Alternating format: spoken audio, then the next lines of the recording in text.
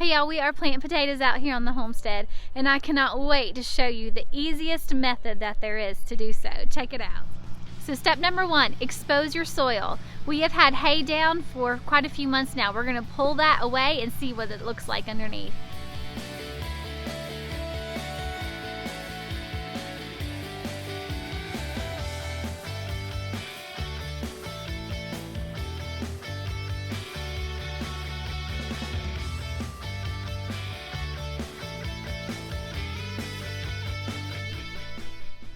This hay is filled with some awesome mushroom activity. This is just between some of the bales, some little sections, and these have been sitting for a while and rotting pretty good all fall and winter, so they have lots of activity. So here's what it looks like underneath all that hay. The grass is gone, guys. It did its job. There's a few pieces here and there, but I could easily pull that up. But the soil is left, and so what has happened, that grass has died and it's actually enriched my soil. Next, we are going to put azomite down. That is this stuff right here that I learned from on a wonderful Facebook gardening page that I'm a part of. So what is azomite? As you can see here, it is from volcanic rock dust, and it's great for absolutely everything. Your grass, your trees, your fruits, your vegetables. And what it is it's trace minerals that oftentimes are not a part of your native soil. So what we do here is I'll just take a cup and I'll dip it down in there, and I'll just spread a little bit across the hay and rake it in a little bit before I put my potatoes in.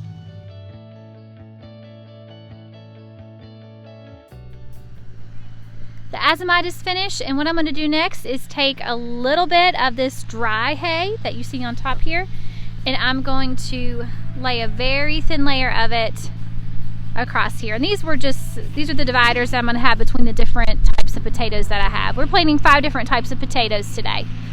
So I'm going to quickly do that so we can get these babies in the ground.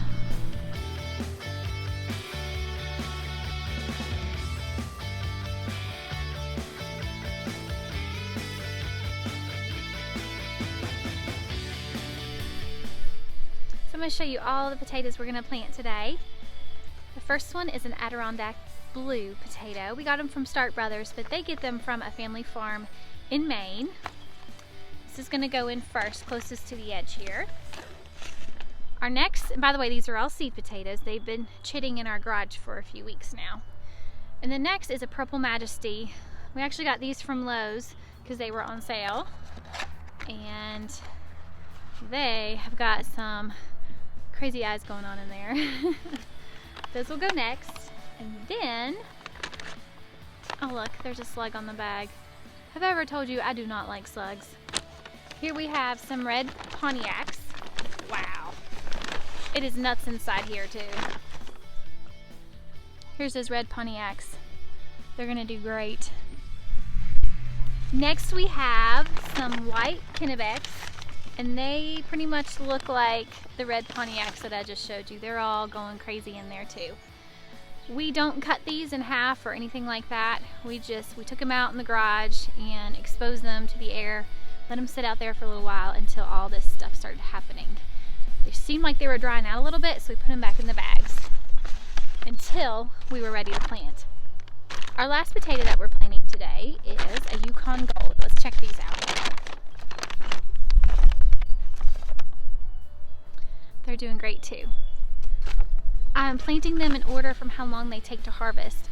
I think the longest one are 85 days, and then 80, and then another 80, and then I think a 65 days. Really no reason, just because I'm trying to be a little bit more orderly this year. I'm a little haphazard in the garden. When I get time to plant, I just plant it. I try to have a plan, but sometimes the plan doesn't always work out. So let's review our steps that we've done so far. Number 1, we exposed our soil. Number 2, we added azomite, trace minerals. You could also add compost or anything else at the time, but I am saving my compost for other things. Potatoes out here seem to grow really well in our fertile clay soil. Number 3 is I lay down a small layer of hay just to keep my potatoes from rotting. Step number 4 is the fun part. You just throw them on top of the ground, literally. Watch me.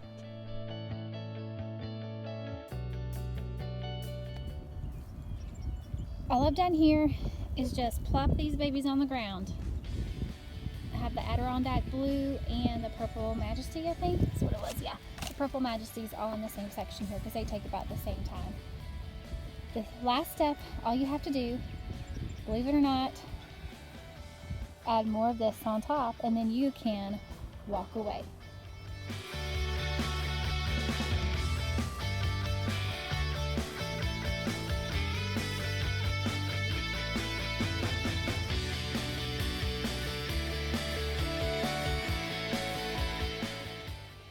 So eventually I want my mulch to be about 8 inches high on this potato patch. However, right now my hay is pretty wet because we had a downpour last night and this morning. So I'm gonna let the top of this dry out a little bit for the next few days. It's supposed to be really warm and sunny.